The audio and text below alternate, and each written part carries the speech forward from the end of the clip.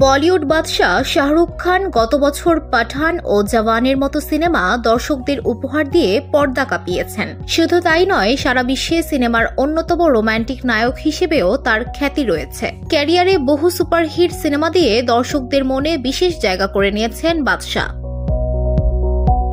তবে পর্দায় কিং খানকে একাধিকবার বন্দুকের সামনে দাঁড়াতে দেখা গেলেও কিন্তু পর্দার বাইরেও বাস্তবে বন্দুক মাথায় ঠেকানো হয়েছিল তাকে, নেওয়া হয়েছিল টেনে হিচড়ে। ভারতীয় সংবাদ মাধ্যমের এক প্রতিবেদনে এমন চাঞ্চল্যকর তথ্য উঠে এসেছে। সেই সময় একই সঙ্গে দুই সিনেমায় কাজ করছিলেন কিং খান, ফলে শুটিংয়ের সময় নিয়ে হয়েছিল ঝামেলা।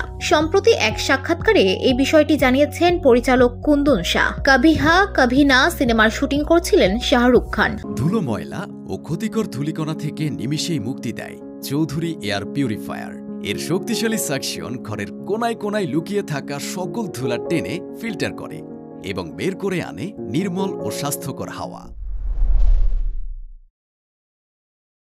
দিওয়ানা সিনেমার কলাকুশলীরা কভি হ্যাঁ কভি না ছবির সেটে পৌঁছে শাহরুখের মাথায় বন্দুক ঠেকিয়ে রীতিমতো টেনে হিচড়ে তাকে নিয়ে যাওয়ার চেষ্টা করেন তারা। কুন্দন শাহ বলেন, শাহরুখ খানের দুটি সিনেমার তারিখ নিয়ে সমস্যা হয়েছিল। মাথায় বন্দুক ঠেকিয়ে হিড় করে টানতে টানতে নিয়ে গিয়েছিল শাহরুখকে। এটা বেশ মজার ছিল।